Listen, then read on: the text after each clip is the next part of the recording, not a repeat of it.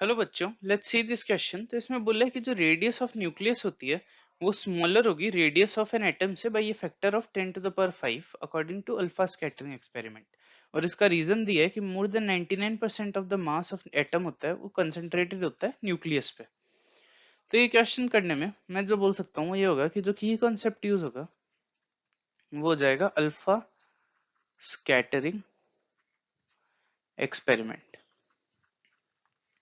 तो alpha scattering experiment में अपन ने देखा था कि ऐसे मान लो ये न्यूक्लियस है और इसके चारों ओर ऐसे इलेक्ट्रॉन्स है।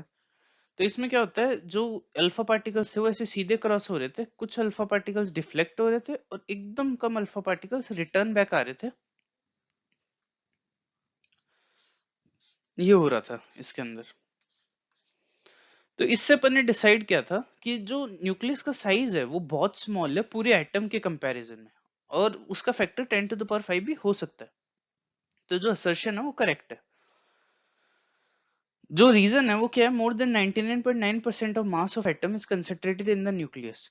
तो ये तो ट्रू है कि जो 19 मोर देन 99.9% ऑफ द मास वो एटम का न्यूक्लियस भी होता है, क्योंकि न्यूक्लियस में प्रोटॉन और न्यूट्रॉन्स लाई करते हैं और बाहर तो इलेक्ट्रॉन्स होते हैं जिनका मास बहुत कम होता है प्रोटॉन और न्यूट्रॉन से। तो 99.9% मास of atom is concentrated nucleus, ये भी करेक्ट है। लेकिन ये रीजन जो है ये असर्शन का लाइक एक्सप्लेनेशन नहीं है कि अपना न्यूक्लियस का साइज स्मॉल क्यों होता है। उसका मास ज्यादा होगा तो उसका ये तो उससे क्या बोलते हैं, मास ज्यादा होने से अपन इन्फर तो कर नहीं सकते कि इसका साइज स्मॉल होगा। तो असर्शन और रीजन दोनों करेक्ट है, लेकिन रीजन असर्शन का करेक्ट एक्सप्लेनेशन नहीं है। तो इसका आंसर हो जाएगा बी, मतलब 2। So the final answer is 2। Hope you understand it well. Best of luck.